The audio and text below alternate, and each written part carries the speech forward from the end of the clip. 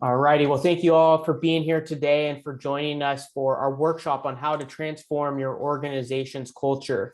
My name is Cameron Law, and I'm the Executive Director of the Carlson Center for Innovation and Entrepreneurship. I'm joined by two team members, one of our entrepreneurs in residence, Brian Gladden, as well as Arlene Miranda, who's our Administrative Systems and Operations Analyst. If you don't know about the Carlson Center, we serve as a regional hub and platform for providing approachable and accessible entrepreneurial education, community, and support to enable startup founders of all backgrounds to scale and launch their businesses. Our mission at the Carlson Center is to make innovation and entrepreneurship pervasive throughout the greater Sacramento region, and we're really working towards this larger vision of making this region a premier hub of innovation and entrepreneurship. And how we've really gone to operationalize that and supporting entrepreneurs is through a continuum that we call the entrepreneurial journey. And we have three core buckets of programs. Our first are called our Discover programs, then our Build, and then our Launch. And we're really providing you with different resources as you're going through that entrepreneurial journey. This is part of our Discover suite of programs where we really provide you with some of those tools, mindsets, and frameworks for going about building your business. Obviously, today is focused on building company culture and helping you get the results that you want by building a positive culture. So I will pass it on over to Brian in a second, but I will do a bit of housekeeping. We would love if you remained muted during the presentation portion. It just makes for a better recording for you after. If you do have any questions, feel free to use the raise hand feature or throw it in the chat. We will try to hold them to the end, but if it's a question that you need in order to understand the context to go forward, please do let me know and we can address it then. And just to get familiar with the chat, would love if you're able to share who you are and where you're joining us from. And if you have a LinkedIn, feel free to share that to connect with one another. But we're excited to have you in this space, and I'll turn it on over to Brian. And thank you all for being here. Awesome. Let me share my screen and we'll get moving. So thank you, everyone. Looking forward to getting some good questions at the end here and talking through this with you. Let me just change my settings. And we should be good to go. All right. So I'd love to see your pretty faces. If you are able to turn your camera on, would be wonderful. Take some good pictures as well with all you smiling faces from hopefully all around the world. So today we're going to talk about culture and transforming your culture, specifically with a couple of leading change management tools.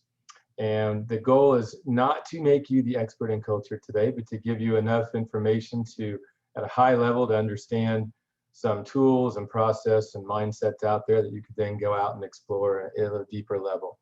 And some of these concepts we try and dig into a little deeper in some of our other workshops that Cameron mentioned. So we're really looking forward to you joining us in some of those future ones as well. All right, so today's agenda, what I'm hoping that we talk through and that you get out of this today is around culture and purpose. We're going to touch on that. And then the two main change management tools, the culture canvas and the culture map, and how they can work together. I think they're a great complement to one another. So the first thing, culture and purpose. Why are we talking about purpose with culture? Well, you saw this quote earlier on the slide and hopefully in our registration area as well, but culture eats strategy for breakfast. And Peter Drucker, one of the founders of kind of leading business management thinking in the last 30, 40, 50 years, famous quote there. And why that's so important is because we want to talk about why culture matters. First of all, why we even have this conversation today? Well, one, without ensuring you have a strong culture, you're probably not going to be able to effectively execute your strategy in a sustainable way.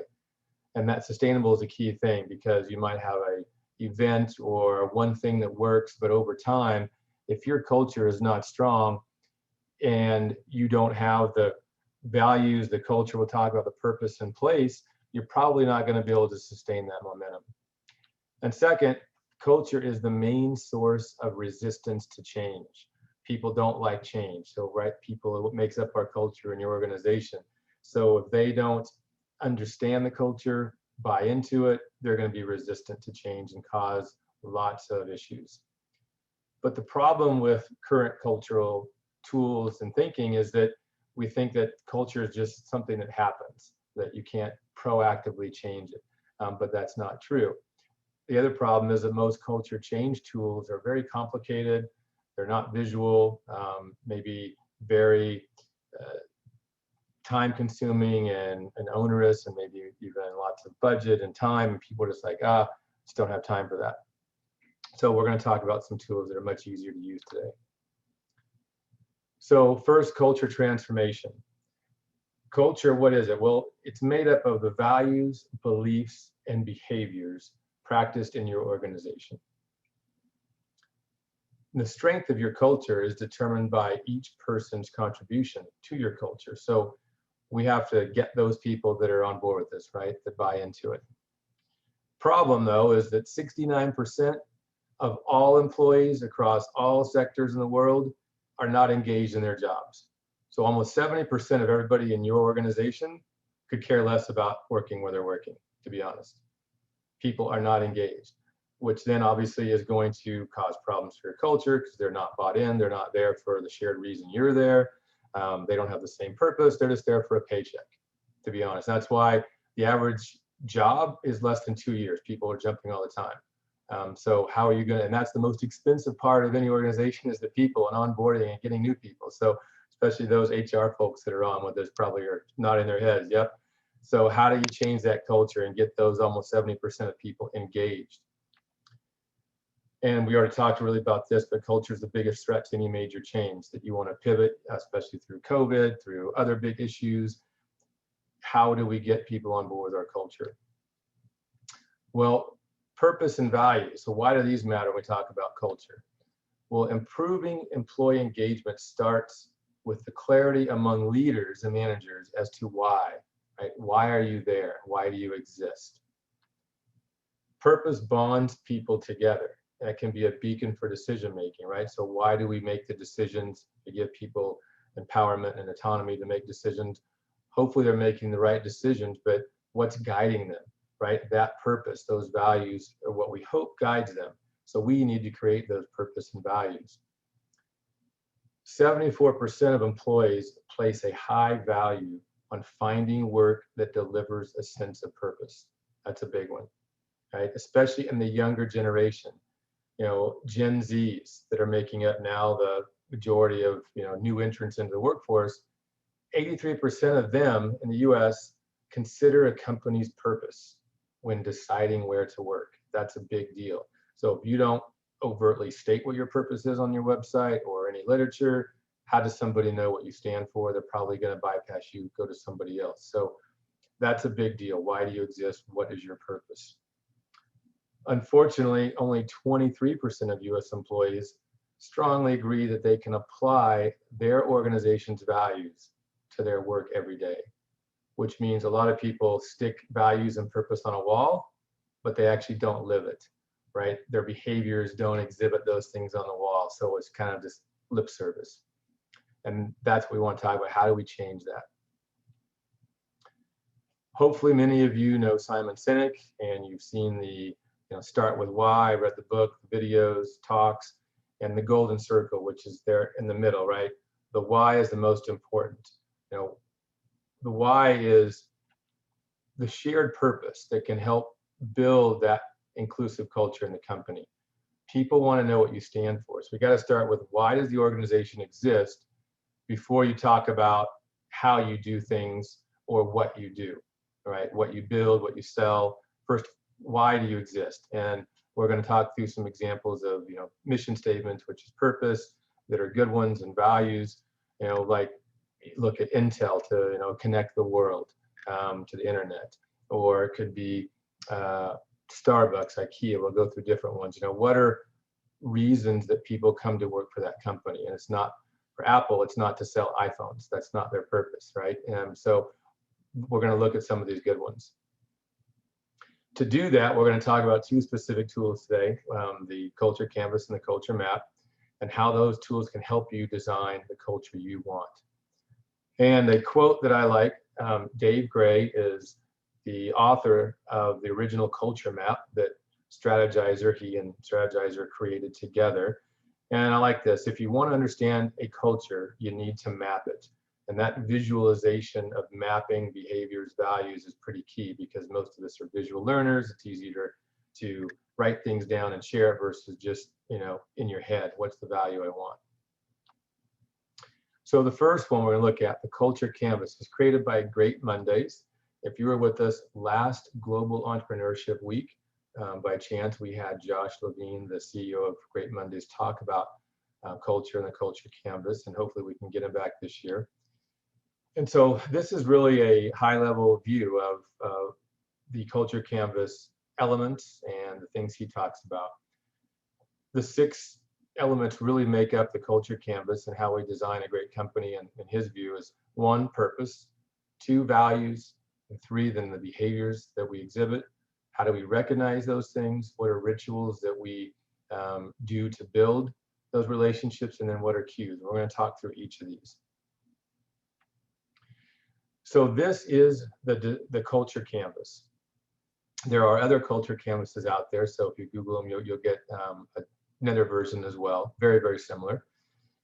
And on one page of paper, we like canvases, right? If you're doing this before, we like the business model canvas and the lean canvas and the value prop canvas, right? Mission model canvas, a lot of canvases, which really is a one-page way to summarize your high-level thinking of your business model, your culture, things like that, so that you can share them and reiterate them. It's an ongoing change management tool.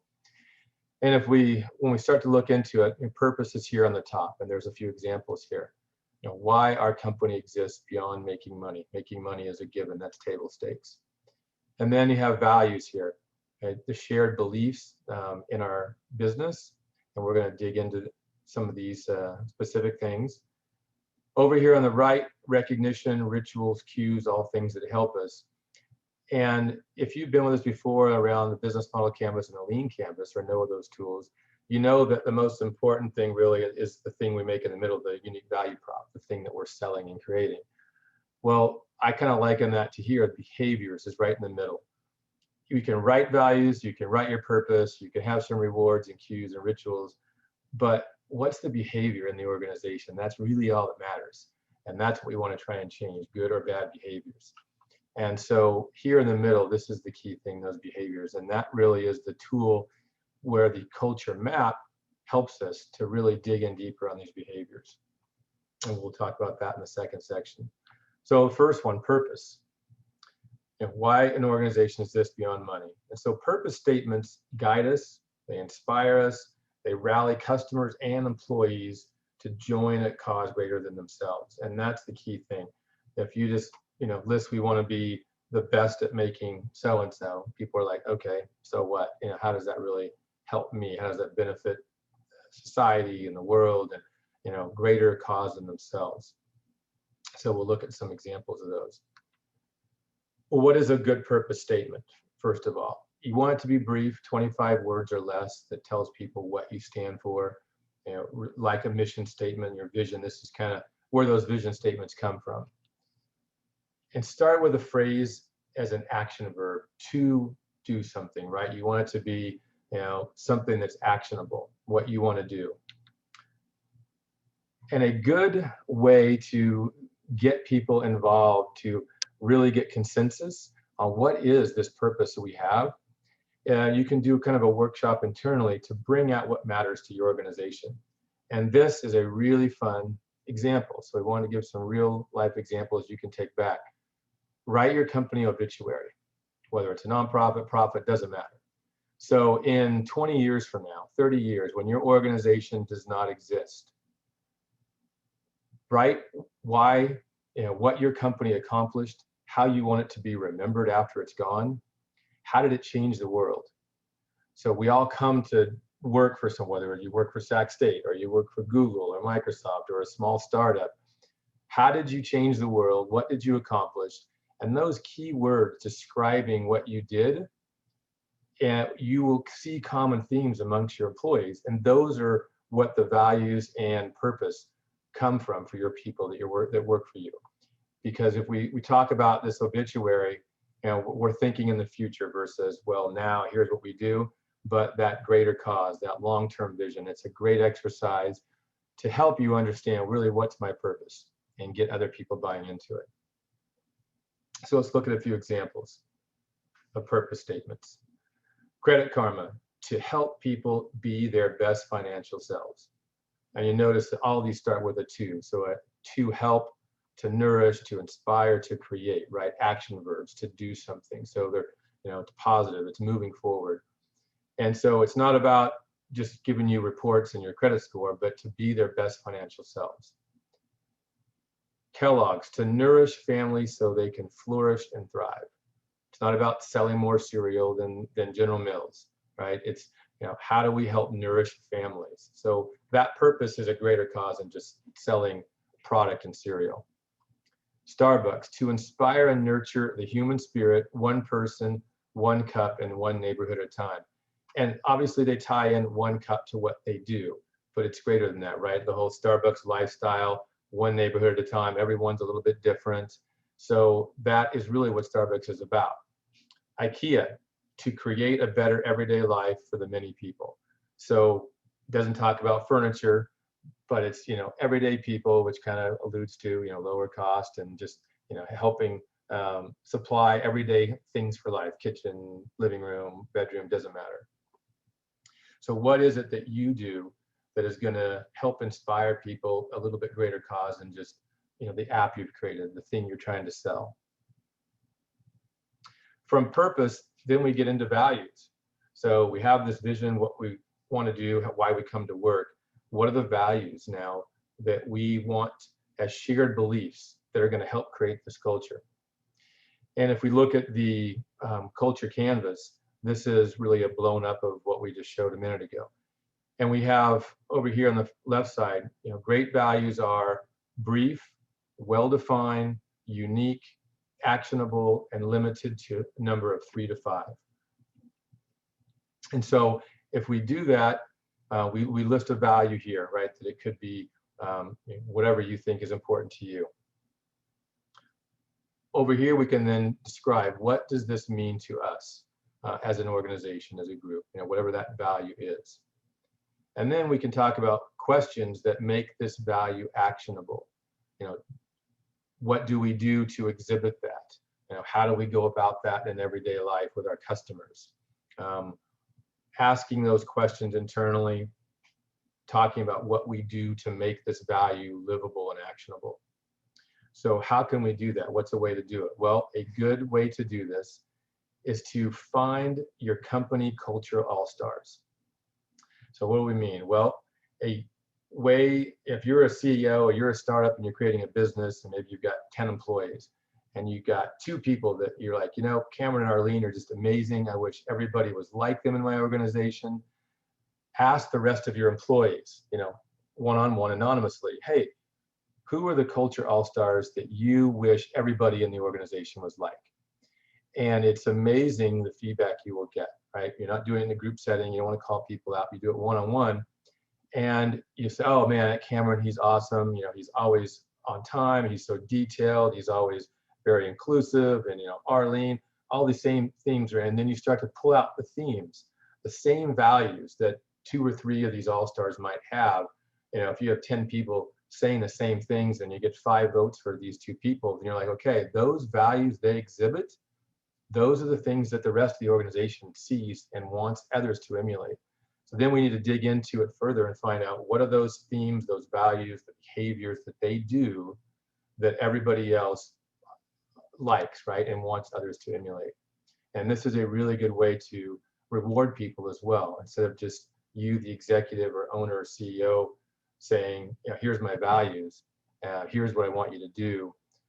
Get real examples, and then call out those people, reward them, those all-stars. And it's really a great pat on the back when people say, here's our all-stars, and got 10 votes, and Arlene and Cameron, thank you for exhibiting the values and behaviors, and everybody thinks you guys are great, and so do we. So that's a really good way to do your workshop, to get the values that people are living, as well as map those up against the ones maybe you've already stated as an executive, right? Maybe you have 3 to 5 you've stated, and then you can call out the all-stars that are exhibiting those.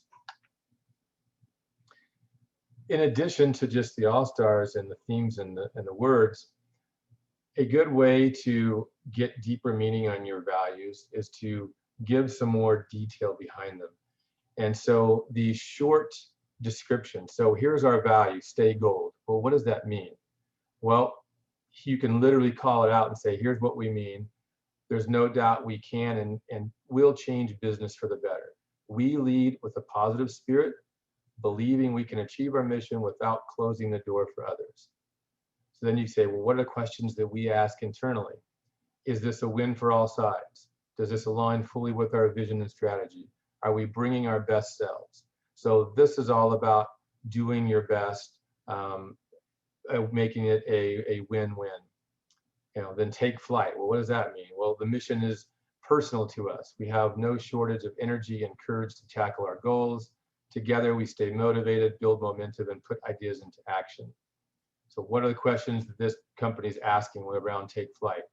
What is stopping us from moving this forward, right? Kind of that action verb, moving forward. What's the best use of our energy and resources? What action can we take today? How does this fulfill our goals? And then their last one, go deep. Well, what do they mean by that? Well, we seek the wisdom that comes from curious minds, hard work, and strong character. We bring people together to make connections and discover solutions to shift the system. So what do they ask internally? Have we listened and learned what matters? Have we done our homework? Are we inviting the best people and perspectives? How can we modernize and shift the system? So with each value you list, give some description, sentence or two of what you mean so the customer can understand it. And then tell them what are the questions you're asking so they understand how you're working internally. Give more meaning to those values.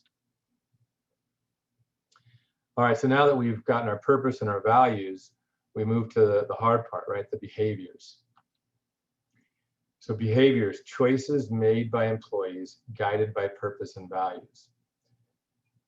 But this is the hard one. So we need to identify which behaviors are good and which ones are not good for our culture and our organizations. So it's usually you're going to have probably just as many bad behaviors as you do good ones. The question is, how do we identify them? And then how do we create a plan to improve them and to help those that maybe are not exhibiting good behavior to understand that it's not aligned with the values and why, and then how do we change those things? So when we enlarge the culture canvas on the behavior side, this is what we see, right? Again, it kind of reiterates that employee decisions guided by a company's purpose and values. And the tip here, what we write down over here was with the values. And so for each value, we want to write at least one example, behavior driven, from each of those values. If the value is inclusive as an example, a behavior might be, we encourage different perspectives and opinions, right? So you're inclusive of the value. What's that behavior we want employees to exhibit? We encourage different perspectives and opinions. So that's a great goal as a behavior. Then the question is, are people exhibiting that behavior or are they not? And how do we then create a plan to change those behaviors and track them? That actually is the next tool we're going to talk about in the next section, which fits perfectly with this, the strategizer culture map, and it digs in deeper to those behaviors. So it's a really good fit here. So when you think of how do I do a event, a workshop, something to document my behaviors, a good way to do that would be to gather your leaders and your cultural all-stars. Have them list behaviors that are representative of your values and what you want your company to be, and the ones that are not representative. And also potentially ones you would like to have, but maybe nobody's exhibiting good or bad. And then what you're going to do to help stop bad behaviors, how you're going to continue to celebrate good behaviors, and then how you're going to start and implement new behaviors. And that really is what the culture canvas, the map that we're going to talk about in the next section, can help us do deeper. So after you document the behaviors here on our culture canvas, the next section is recognition. Everybody wants to be rewarded, right? And thanked and know that they're doing the right things. So we need to recognize and reward and inspire, those values-driven behaviors by designing an ecosystem of recognition programs. And the culture canvas, what it does, it breaks it into really 4 areas. Formal programs from leaders, so your executive, your CEO, here's a formal rewards program. An example of that could be your annual awards dinner, right? Whether it's a president's club or some other awards dinner and recognizing, thanking people formally. It could be formal from peers, maybe a point system, right? That people give you, points for thanking you for doing something.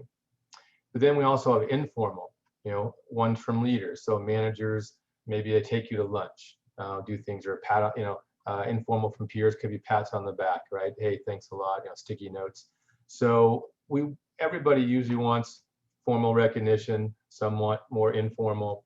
The question then is, how can we design some recognition programs that are also individualized, right? Everybody has different needs. And so if I know Cameron likes to go golfing, I'm gonna say, hey, here's a foursome to go golf. Thanks so much for all you do. Or Arlene, wants a spa day. So whatever it might be, and do those things that are individualized as you get to know your employees, but also do them both formally and informally from managers and peers. So it could be after we've done these things, these evolve, right? That's why it's on this canvas that's iterative. You want to continue to try new things, get feedback from your employees. Yeah, that wasn't that great, whatever that thing was. Maybe it's a luncheon or some other thing. You change it up, try something new. President's Club, all hands meetings, right? Different type of stuff, employee of the month. So after we recognize things, we want to have rituals that are going to continue to reinforce the values and the behaviors that you want to have happen. So rituals, what are they? Well, group activities that build and strengthen relationships. So we talk about this a little bit in our toolkit series for those of you who joined us around when you're first starting up a startup, the CEO, you got maybe 1 or 2 co-founders with you. How do we create this culture? How do we create some rituals and things that we're going to build this stuff, the way we want it to? Well, start from the very beginning, right? That purpose. And then here's some ideas of rituals you can do. So both explicit with big groups and small groups, and emergent. So what do we mean by that? Well, explicit and big group could be a company party. So every year we're going to have a company party. We're going to reward people. We're going to, whether it's sales or service or just, behaviors and values. And that is one example of the company party, all hands meeting. Another explicit, called out small group could be some company sponsored activities. Maybe they're quarterly type of things and you get rewarded for those. And then in more informal, maybe the emergent small groups. Maybe you have people that, do game nights, or maybe they're fantasy football, players, and we got 10 of us that want to do that. Great. That's a small group, informal, right? It's not a company sanctioned thing, but those rituals help us strengthen our relationships and bond us outside work. And it also could be emergent big groups. Maybe you do Champagne Fridays, right? Maybe it's a no meeting Monday. What are the things that a company can do that are emergent, that help people understand the culture, that bring people together, make it inclusive, and again, try new things, all sorts of fun stuff, whatever. It could be a book club, right? You might only need 2 or 3 of it, and just going to grow from there. The last one are cues, right? So we got our values and we see our behaviors, we're trying to improve them, we're recognizing good things. What are some physical and behavioral reminders that help people stay connected, right, to the values and to the future we want to create as a business? And so here's some examples. You have physical and behavioral. So physical, aspirational. Well, what's that mean? Think about conference room names. Maybe you have, maybe you're an outdoors company, right? REI or somebody, and you have names of rooms like, the Sierra room, right? Or the Mount Everest room, or, right? All these different rooms that are physical, they're outdoorsy because that's what you do as a company. And your physical reminders for people of who you are and what you're trying to accomplish. Physical immediate, posted culture maps, right? So around the office, in the break room, in the bathroom, in the kitchen, what kind of culture maps can you do to inspire, right? We've seen those in, different posters that have different keywords on them. Maybe it's an infographic, a saying. what can you do that enforces your specific values? And then behavioral immediate. So again, here, no meeting Mondays, right? So we're reinforcing this behavior that we're about efficiency, and we're trying not to inundate people with meetings. We want you to, maybe it's autonomy, trying to streamline what you do, right? So we don't want to have you working after hours because you had 10 meetings on Mondays. So we're trying to give you back that time. Or behavioral aspirational. And so again, you're actually here, this kind of wiki culture, maybe you're creating your own guide of things you do and terms and what you want to be. And so there's no right or wrong. You try things, get people give you feedback, take examples from other companies. And it's really just about your purpose, your values, what are the physical, digital, behavioral symbols and words you can list around the office that are going to remind people and keep them inspired. So as we move from documenting all of our values, purpose, and everything onto the culture canvas, we move into the culture map. And now we've kind of documented who we want to be and what we're seeing, behaviors. Then the question is, how can we use a tool to help us change and improve some of these behaviors? And this is where I think the culture map fits really well with the culture canvas. And the culture map was created by, again, Strategizer and Dave Gray. And when we look at the culture canvas that we just got through, really focusing here on behaviors, right? We've got rewards programs, we've got physical posters, we've got our values and purpose listed on our website. It's awesome. But maybe we have a bunch of behaviors that we want to get rid of and change, or new ones to implement. The culture map can really help us dig deeper into the reasons behind these behaviors. And it's a good complement. So this is what the culture map looks like. It's a very simple tool, but that's the beauty of it. The simpler tools people will actually use. The really complicated one, people are like, oh, that's too much. It's going to take too much time, too many meetings. Let's make this thing simple. So how does it work? Well, we start with behaviors, because behaviors are the things that we see every day, right? You see the behaviors of your colleagues, your coworkers, your managers, and executives. So we might not be able to quickly call out the outcomes or the enablers and blockers of why something happened, but you see how people act. So first we can list easily, what are the behaviors I'm seeing out of Arlene and Cameron and myself? Probably never do yourself, but then the second is, well, from those behaviors, what are the outcomes that happen from those behaviors, both good and bad? As we're diagnosing this from a kind of problem scenario, we can then, from the outcome, say, well, what were the enablers and blockers that caused that? This is the root cause analysis. And it's really difficult to start at the bottom with enablers and blockers as a root cause. So we start with with behaviors. We see these cause this to happen, whether it's good or bad. And then we think about, why did that happen? What were the enablers or blockers that caused that good or bad outcome? After that diagnosis, we can then actually tell the story much easier, right? Storytelling, which is, this enabler enabled this behavior, which enabled this positive outcome. Or the other way, this blocker, too many meetings, encouraged this behavior. People are stressed because they're working after hours, which led to an outcome of delays in projects because people are just overworked, right? That's how we get to that root cause of the enabler or blocker, which is the thing that we want to change or accentuate as a manager. This tool helps us get there versus the canvas, which is really documentation. Now we can get to a more root cause analysis. So we're going to talk and show some examples of these in just a second. So we'll go through each one of these layers. So behaviors, specific, concrete, tangible, and observable, right? What are the things I'm seeing or hearing from my coworkers or managers? What are some questions we can ask to get people in a small group workshop to figure out what are these? Well, what's a great or terrible day look like here? Oh, I got meetings all day long. I don't have time to do my work. Or it's awesome. I only have an hour a day meeting. I got all this time to do my work. I have stand-ups and retros to tell us, what my colleagues are working on. How do we do things around here, right? Processes, procedures, approvals, right? Is there a lot of red tape? What are the things we do and how we do them?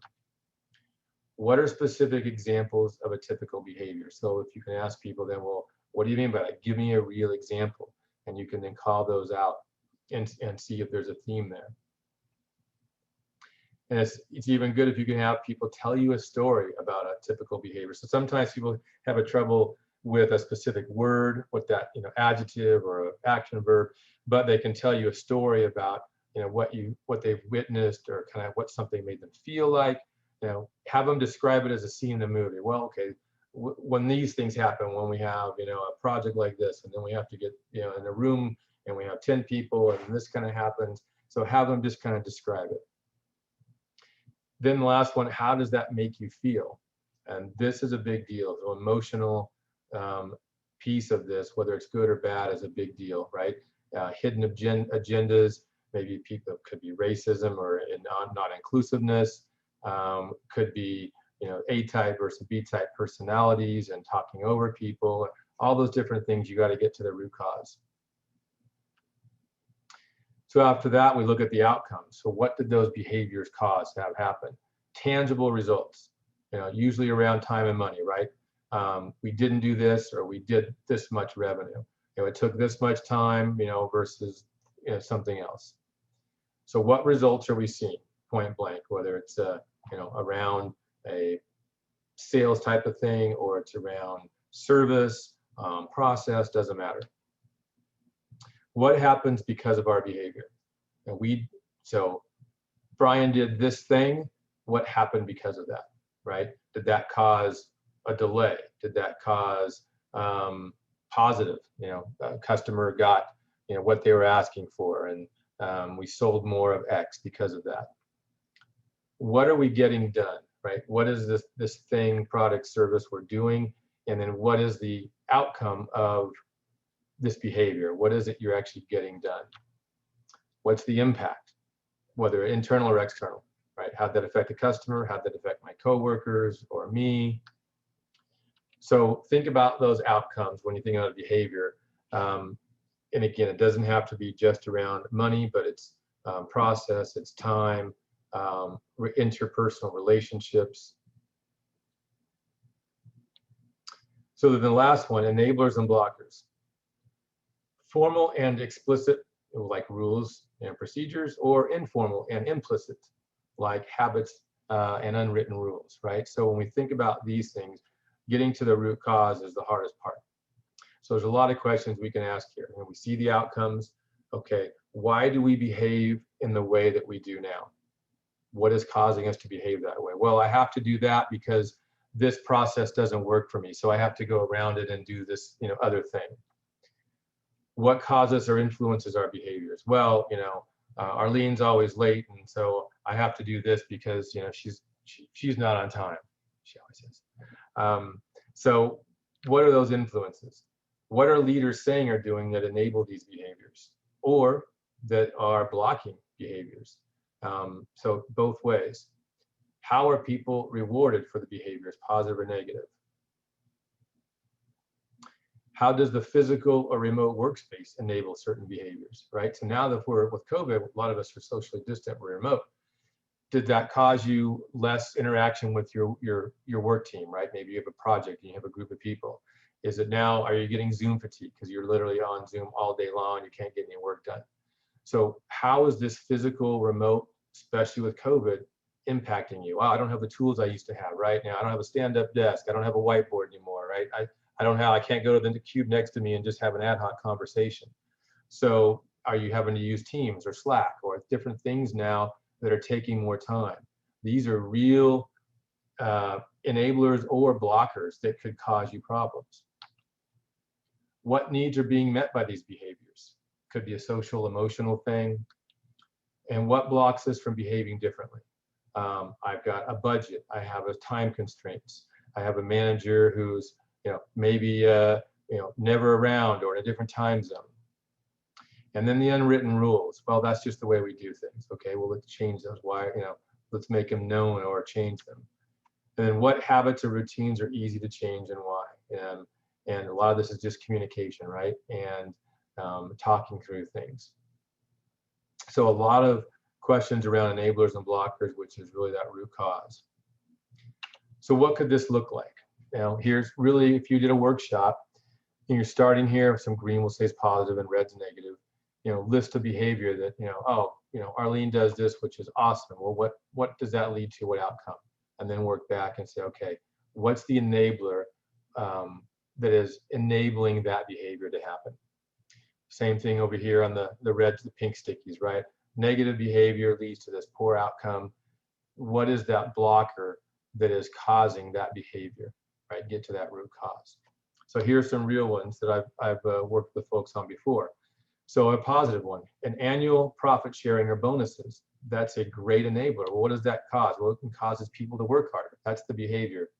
What are the outcomes? Well, they earn more money, right? So as a employer, like, I want to earn more money. Okay, let's institute an annual profit sharing or bonus program. And so that's a real thing you can do. So another positive, an enabler, we have supportive leadership. Well, what does that behavior look like? They're approachable, they're open, they're trustworthy. So I can have an open conversation with my manager or my manager's manager. I don't have to worry about, don't go to my, superior, you come to me first type of thing. So are they open? You know that what they say is their word. Then employees feel supported. That's the outcome. You feel more supported, you have less stress, you feel better about working there. Another good enabler, flexibility. You get to work from home. Well, what does that enable behavior? You work extra hours. So I'm sure every one of us right now would, thumbs up if you think you work more hours working at home. I absolutely do. I've done both. And most people, a lot of studies, work more hours at home because you're always checking your email. You're always, 10 o'clock at night, you're going, oh, let me see what else I can do. If you leave the office at 5, a lot of times, boom, I'm shutting my computer down, you're done. So that you work more hours, well, what are the outcomes of that? Increased productivity. You feel that management trusts you to get stuff done on your own timeline, right? I got to take my kids to the doctor. I got, kids got a sports game today. Great. Okay, I'm going to get my stuff done tonight versus, not being able to leave the office. All hands meeting. Okay, that's a physical thing. And what is that enabling? Well, it is enabling leadership to give kudos and thanks and praise to employees. And that is enabling employees to feel valued. That's the outcome of that all hands meeting. We create a Zoom movie, a club social group. So that enables openness, sharing, getting to know people better, out of work hours. And the outcomes of that, you feel connected and closer to your peers. You probably have better open communication. Last one, a real thing, Microsoft Teams enables better collaboration, which is the behavior. And that faster project delivery is the outcome, right? Enabling you to actually get those things done out the door. These behaviors are easy for us to see. Oh, so-and-so works hard and they're approachable and trustworthy. I feel more supported. Okay, great. What enabled that? And we can then work back to say, well, this leadership, they're very supportive. Or you know what? We got faster project delivery done because we instituted teams and now I'm able to collaborate better, right? So that end result is, what is that enabler and blocker you want to replicate and make sure people understand? Well, let's look at some negative ones. What's a blocker? Well, I was assigned too many projects. I'm overloaded, man. My workload's just too much. Well, what happens on behavior? Oops, it looks like we're going to just populate all of these here. Didn't. So I am stressed. I'm just doing the minimum to survive. The outcomes, decrease in work quality. I got late projects. I'm just too much for me to do. There's no advancement path documented in my company. How do I know, if I'm doing good to get to the next level? So behavior, you're not committed to the firm. You're looking for other options. You lose quality employees is really the outcome. Too many meetings is the blocker. I feel stressed. I feel rushed. I do not have time to do my work is the outcome. A blocker here, no clear role definition. A lot of startups is this way, right? You're like, you have 10 hats you're wearing. There's no clear role of what you do versus somebody else does. And then you try and do it all and you get stressed. And what are some outcomes? Poor quality in your work and delays in your work. Same with lack of defined processes. As you start to grow, maybe you don't have processes defined. What does that cause? Well, it has people now asking for help or clarity. Do I do this? How do I do this? Which then causes slow projects, increases your risk that people are doing something the wrong way, or they're going to do something that's going to cause, maybe a defect or a return of something, or a, bad experience for a customer. So at the end of the day, we want to get to understand what are these enablers and blockers. And then if we know what these blockers are down here causing these poor outcomes, we can change these. Okay, let's define our processes. We're going to document and make sure everybody knows them, right? We're going to literally have HR create an advancement path. So people now are going to say, oh, I know what to do, I want to stay here. Now I feel more committed. We need to hire more people. We have too many projects, right? So long as we know what the problems are, we can now solve them because you've got to the root cause. Wrapping it up, kind of thing, how can we do this culture mapping exercise? So a good way to think about this is, I like to do it in two ways. One, get your employees together to do it themselves, maybe 5 or 6 people, cross, functional team. The bosses cannot come to this meeting, and you literally go through your whiteboarding session of sticky notes and saying, doing what we just did. What's my behavior? What's the outcome? And, maybe it's all around, poor leadership. You want to have that documented. You're going to feel, not so open if the boss is there. You give those then back to HR. They can then share those with the executive team, but the executive team should do this as well, right? They see behaviors from the employees, from different groups. They should document what they think's happening, and then they should take the employee findings and then map those up and integrate that. Say, okay, now we have feedback from the whole organization, right? We see this, you've seen this, maybe there's some things that they don't agree on, but they're real because that's the emotional, social outcomes from the employees. So management needs to know that. You get a big whiteboard, you get some sticky notes, and you're literally just putting those sticky notes up in different colors that are going to map to, the positives or the negatives. And get some flip chart markers. Get a camera to take pictures or to record that so you remember some of the dialogue. And hopefully within just 90 minutes to a little bit longer, you should be able to map out what those inhibitors, enablers, blockers are, and get to the bottom of it. So in summary, to design the culture you want, first go out and discover, gather feedback, and review those findings from your employees and management. Design the culture maps in Canvas, so prioritize and visualize your findings. Then deploy it, right? Roll out, measure, and learn from your trial of different things, rituals and cues and values, but write it down and share it. It has to be something that's lived and something you continue to evolve and share and do. All right, I think we're out of time for 10 minutes of questions. Right at the 10-minute marker. Well done. So we have 10 minutes for Q&A here. So feel free to use your raised hand feature, or if you just want to unmute yourself, you can go ahead and ask your question. And additionally, you can send a chat to me and I can bring it in to Brian or myself.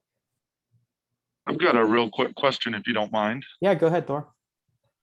Yeah, so if the theory of the firm drives us to know that we need to be lowering transaction costs across the firm, the organization, whatever we decide we're going to do as business, why are we not using that as our basis for understanding where our company culture needs to change? We talked a little bit, somewhat about this, but it seems to me that we should be driving towards cultural shifts that lower our transaction costs and not unintentionally increase them.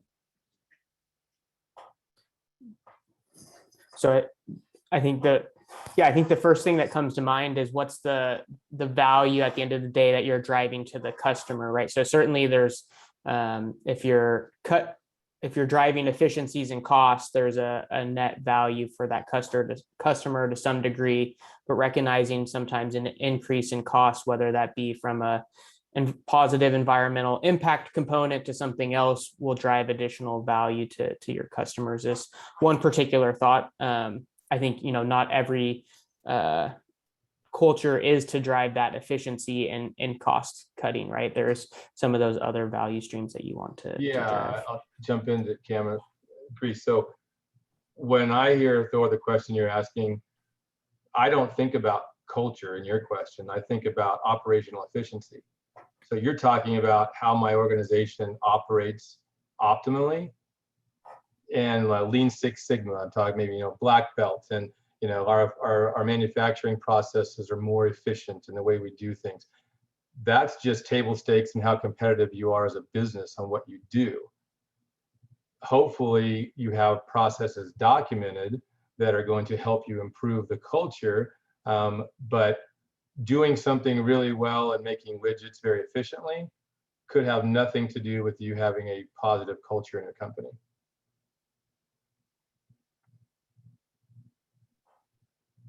Okay, thank you. I'll add to that, just based on what I said earlier, and this is Telly, by the way. The thing about culture is the better the culture, the more you're going to get out of your employees. So sometimes it doesn't matter what the increase is in cost. You're going to be able to get more out of your employees because they care about the company and the success of the company, because they feel like they're a part of the family. So even though it might cost them a little bit more, in Thor's example, if the efficiencies are increased by the employees becoming that much happier at work, then it'll end up being a positive in the long run. Yeah, thank you, Telly. And Telly's an HR guru. So, and you HR folks, and if you have data, great, throw in the chat room, Telly. But and to Thor's point, Thor, I think I look at especially startups, we have a lot of folks who are very technical and come from a manufacturing kind of engineering, mechanical, and I can create this thing. Or then you have other people coming from a more social side and kind of human resource side. The most expensive thing in any organization is people. So you could have millions of dollars in equipment, but if those people keep leaving because your culture sucks, that's going to drive your costs up, because the most expensive thing of any organization is getting a new employee, getting them up to speed and keeping them, but the average is less than 2 years. So you're just losing that good employee retention. No matter how good your process is and how quickly you can make a widget, if you don't have that knowledge and staying on it, people want to be there. And tell you, maybe you guys have stats on HR, but it's the key to people. It really is. It really is. And I love what I do, so I get a chance to learn a lot of new things working for Insperity. Cool. That's a great question, Thor, around people and versus process. Any other good questions there, or any questions? I'm gonna look at the chat here. Maybe I will fill the gap while people are thinking of questions for you, Brian. I did throw in the chat a few links. One, if you're a student here for the Leadership Initiative, there's a Google form for you to sign in and get credit for being here. Brian and I will be running our virtual entrepreneurship toolkit series starting August 4th. That's a 5-part series, so you can register for that program. And then we are extending our Lean Innovator program as we push back the deadline a bit for that program. And then every Wednesday, there's a program called 1 Million Cups, which we'd love for you to join and connect with your entrepreneurial community. So those are some resources you can tap into. Hopefully I bought a little time for people to come up with additional questions or comments if there was a key takeaway or something that we got a couple in the chat here. So awesome. Okay. So what are your thoughts on the link between culture, strategy, and brand? Yeah, great kind of question to, I guess, a softball, I would call it question. So thanks. Think about all the big brands in the world that we all love, right? Okay, Disney or Starbucks or Nike. There is purpose around those things. They have mission statements, and they're not about the thing they sell, but it's about doing something greater in the world. That helps promote their brand. I mean, Disney, right? It's the experience, the purpose, and the culture of those organizations helps promote that brand. Otherwise, we have usually poor companies with poor culture. There's turnover, there's bad reviews, lots of negative comments on the internet. You don't normally see a Fortune 50 company that just sucks in reviews and, is a 2-star rating and, has tons of turnover, because those folks are leaving for a reason. And then that brand usually is suffering. So it's not just about marketing and spending millions of dollars on marketing, but the brand really is the people and the experience that they are enabling for the customer. I'll just add one thing. If you do come to our toolkit series, one of the things that we talk a lot about is the jobs to be done and the other kind of value creators of when people buy a product or service. So just at a high level, you consume on a social, emotional, and functional level, right? And so when you're buying from a social, emotional component, that's really tied to the values and purpose of the organization as well. So those are kind of key components to plug into that. And we'd love for you to come learn more at the toolkit series. Good question. We got time for maybe 1 or 2 more questions. I'm going to move this back to the original so people can. And I will point out, someone asked a question in the chat regarding access to these resources. So we will be following up with a PDF of the slides, as well as the 2 tools, and then a recording, which is on our YouTube. I have a question. Thank you for your presentation, Brian and Cameron, for chiming in. I appreciate that. So I'm a vice principal at a high school in California here.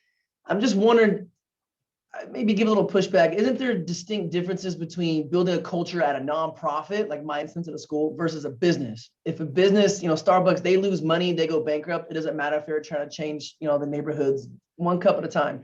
But if my purpose at a school is a little different. We're not here to make money. We're building kids, we're educating them. So there's not really a financial component to it in that sense. That's not our bottom line. So do you think culture varies from different organizations, like say from a church to a school to an entrepreneur who's trying to start something on the Fortune 500 company list?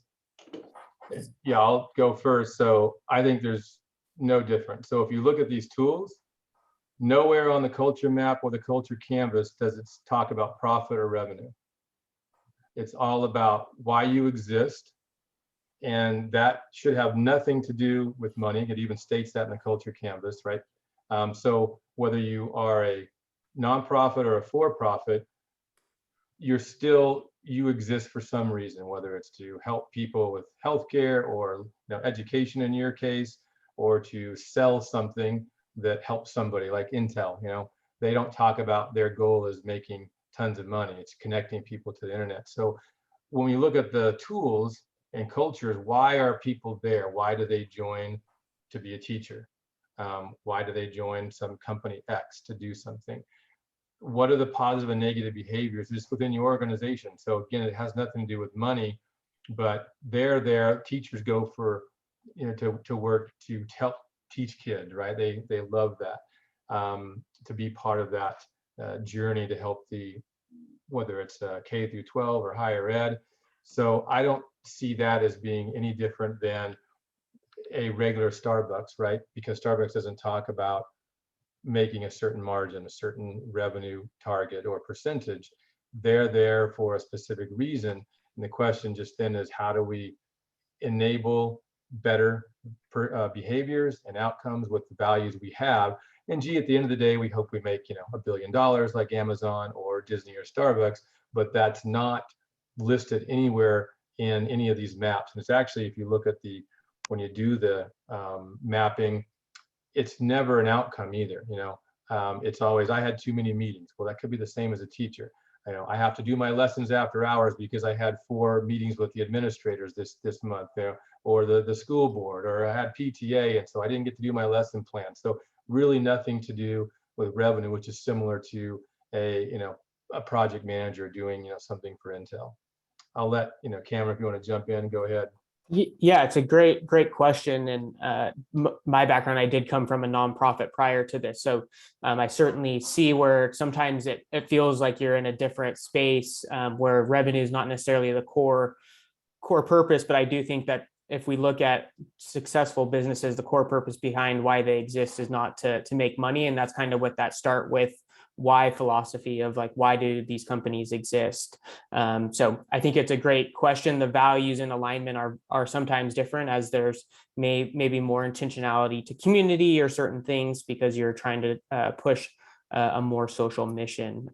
But I think overall, at the end of the day, yeah, purpose statements are, that guiding force. And, if you're a school district or a school in general, right, that purpose and values is different from other schools and school districts, and it attracts people to those particular areas. So, but I totally understand the question and I'm going to add, and Yeah, maybe Kelly, if you can Yeah. add, I was going to say a question I have for HR folks, and that goes back to the question you just asked. Most people that I've experienced, the studies I've seen, don't leave because of money. They usually leave an organization because they're fed up with process or the people in the organization, their managers, and it's usually not because, I'm jumping ship just to make money. And I'm curious from an HR perspective if that's what you see, Telly, and hear a lot. It's absolutely what we see. Very, very few people leave an organization for money. They leave. The main reason they leave an organization is because of their manager. They're quitting their manager because the manager is not supporting them. So, Josh, in your example, my kids are my son's graduated, my daughter's in high school, but I've talked to many parents who left a certain school because they didn't like the teachers there, or they didn't like the principal there, or teachers that have left because they didn't like the culture of that school. So in your case, the school you're a principal in, you might have a great culture that you've made your teachers feel like they're part of the family. And some, it comes down to, how happy is the teacher there? How happy are the parents with the students at that school? So the culture is important for schools also. Yeah, good question. Thank you for the answer, guys. Appreciate it. Yeah, thank you. Well, I know we're 3 minutes over time, but with a well-deserved question to explore at the end. So just want to say thank you all for being here for our workshop on transforming your organization's culture. We're really excited to have you. We will be following up with this recording as well as those resources, and we highly urge you to plug into our other resources and programs. Feel free to check out our Carlson Center website. There's a whole host of these recorded sessions that we've done in the past. So we look forward to seeing you in the ecosystem, whether that be virtual or in person. So have a good one and have a great rest of your day. Thank you.